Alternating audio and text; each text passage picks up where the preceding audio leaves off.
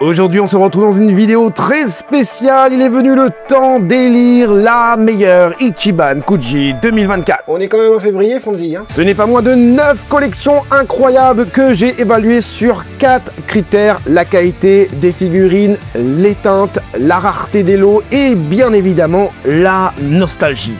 On se fait ça ensemble, c'est parti!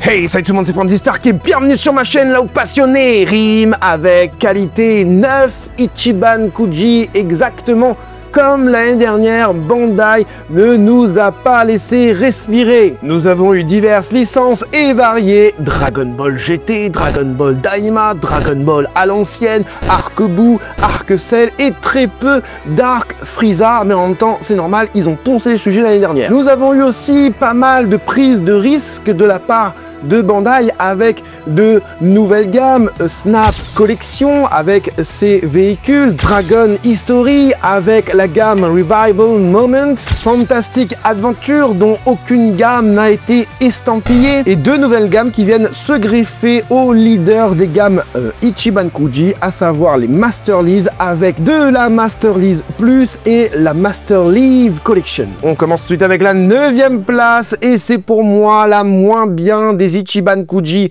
Dragon Ball pour cette année 2024. L'Ichiban Kuji Dragon Ball Daima.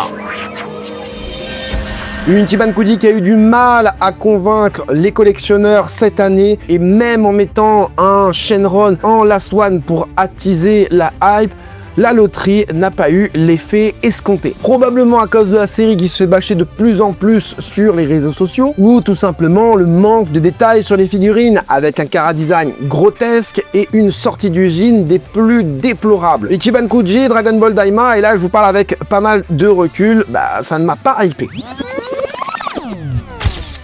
Avec seulement 3 points d'écart avec l'Ichiban Kuji précédente, on a là une Ichiban Kuji avec peu de figurines. La prise de risque de Bandai ne m'a pas donné plus envie que ça. Il s'agit de l'Ichiban Kuji Dragon Ball Fantastic Adventure. Une figurine sort quand même du lot, le déballage est sur la chaîne, et oui, à choisir entre un Shenron Daima et celle-ci, je préfère la petite Bulma et Goku sur leur moto. La Swan de Goku est mal sculptée et le délire de Bulma avec son miroir pour les collectionneurs qui veulent se maquiller, ça va faire tâche dans ma collection, je pense. Encore une prise de risque de Bandai, et oui, on n'arrête plus Bandai dans sa prise de risque. Une Kuji surprenante, qui utilise une nouvelle gamme et qui reviendra en 2025, Dragon History. Et oui, on a une impression de déjà vu. Pour moi, il ne s'agit que tout simplement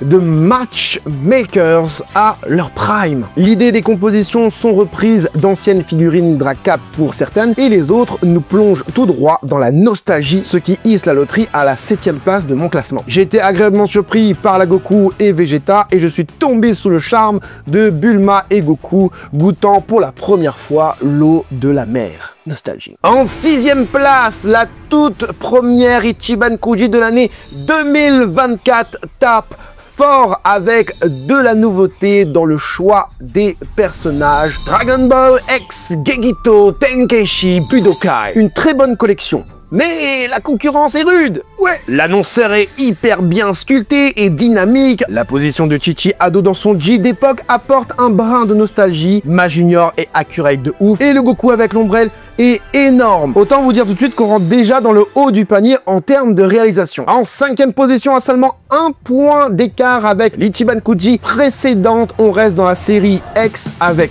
Dragon Ball X Temple Above the Clouds. Alors certes, on a été déçu avec les moustaches de Karine, mais le Goku reste néanmoins badass, car il est issu de l'illustration du maître. La réalisation du trio est très détaillée et Piccolo Daimao en Master Lease Plus est juste oufissime. Il s'agirait peut-être d'ailleurs de la meilleure figurine de l'année 2024 ?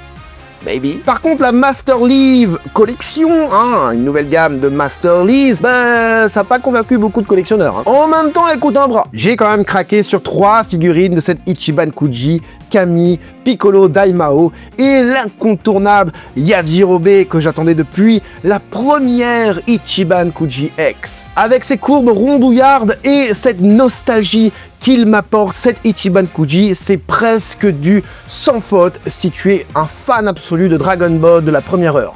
Ce qui n'est pas mon cas. Passons maintenant à la suite avec une série qui n'a pas démérité, mais malheureusement, elle n'atteint pas le podium cette année. À la 4e place, à seulement 1 point d'écart de la 3e, j'ai nommé Dragon Ball Snap Collection. Je suis aussi surpris que vous. Oui, de part déjà son style de gamme, les véhicules c'était quelque chose qui devait revenir dans l'univers de la figurine, car Akira Toriyama, on le sait, est un fan de mécanique. Cet ending modélisant Gohan sur le dragon est excellente. D'ailleurs, c'est peut-être mon plus grand regret d'acquisition en 2024. Le Goku sur son vélo vient tout simplement concurrencer la figurine de Mega House, et d'ailleurs meilleur que cette dernière, car plus grand et mieux modélisé. Et Gohan sur son vélo nous ferait presque entendre l'opening Wigota Power. Bref, tu l'auras compris, les propositions sont bourrées de nostalgie, et pour finir, la réalisation, que ce soit sur les prototypes ou les produits sortis usine, sont d'un niveau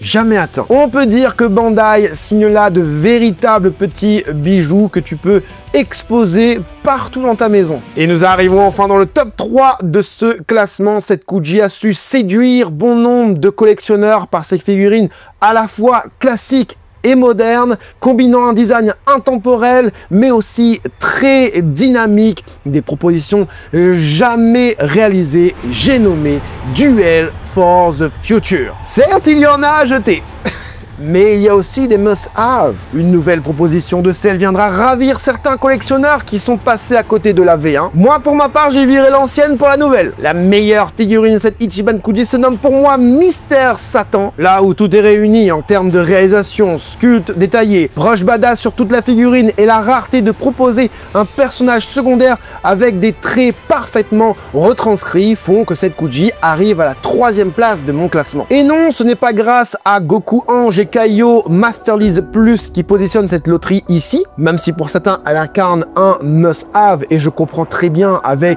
le décès du maître Akira Toriyama, la figurine reste néanmoins plutôt pas mal dans son ensemble. L'unboxing est sur la chaîne. À la 2e place, et elle surpasse largement la 3e, pour la définir en un seul mot, je dirais impressionnante, j'ai nommé Dragon Ball versus Omnibus Ultimate. Elle se distingue des précédentes Kuji par ses propositions. Nous retombons dans ce qui a fait la gloire de cette série Omnibus, avec des duos de mastodontes, toutes séries confondues. Une last one dans un style qui plaît à la plupart des collectionneurs, de la nostalgie à en faire pleurer plus d'un avec Goku Pod et son papa Bardock badass que tu peux mettre face à Frieza Pod aussi si tu le souhaites. Goku SSJ 3 a subi un upgrade sorti usine, ça c'est cool aussi. Végéto sort tout droit d'une case du manga, mais le seul point noir qui vient entacher à tout jamais cette Kuji, c'est la fameuse crevasse qui sépare la tête et la crête de Majin Buu. Une forme de Majin Buu hyper attendue par toute la communauté. Annoncée en photo promotionnelle sans ce fameux défaut, la figurine se voit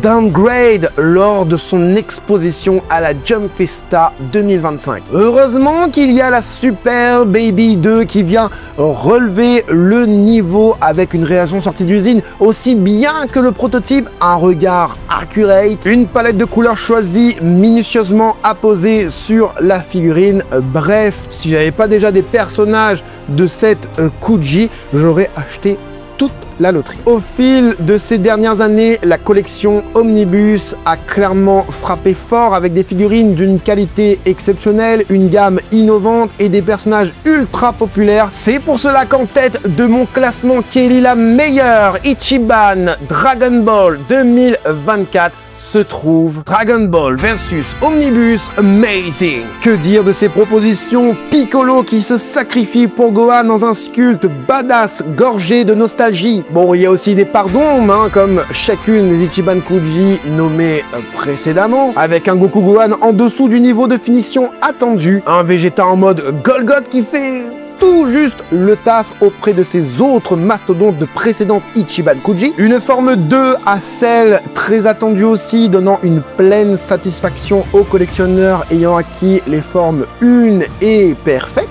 Raditz, enfin réalisé en Master Lease et badass qui plus est, avec son regard puissant, proportion et réalisation des cheveux au top niveau. Et ce Gohan, mes amis, ce Gohan, tout simplement époustouflant, que dis-je? Amazing! Pod explosé, agencement de la pose avec le pod travaillé de fou afin de t'immerger totalement dans l'action que procure le dynamisme de cette figurine et ce regard déter comme jamais. C'est pour toutes ces raisons que cette Ichiban Kuji gagne pour moi haut la main le classement de la meilleure loterie japonaise Dragon Ball 2024. Et voilà, c'est mon classement des Ichiban Kuji 2024. Omnibus Amazing gagne la médaille d'or, suivi de Omnibus Ultimate ainsi que Duel for the Future. C'est bien évidemment que mon humble avis. Êtes-vous d'accord avec mon classement?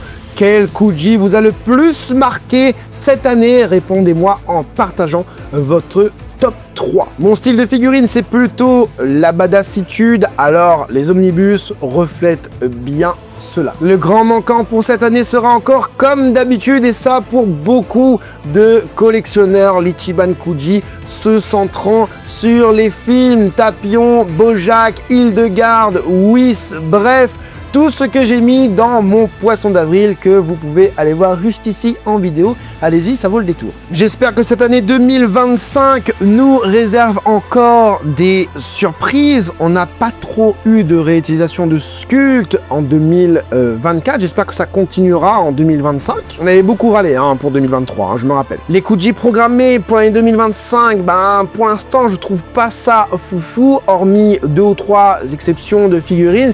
J'espère vraiment être surpris. La dernière en date, c'est pour mai 2025. Il reste encore entre guillemets 6 mois, s'il nous faut encore 9 Kuji cette année. En tout cas, les unboxings, vous les aurez sur la chaîne, ça, il n'y a pas de souci. Les vidéos news reaction vous donneront mes impressions lors des annonces. Et oui, les unboxings vous permettront de faire votre choix. N'oubliez pas avant de partir de vous abonner, de liker et de me dire en commentaire quelle série vous voyez au sommet en 2025. J'espère en tout cas que cette petite vidéo vous aura plu et vous aura aidé, vous les collectionneurs, à faire votre futur choix. C'était Franzy Stark, à la prochaine.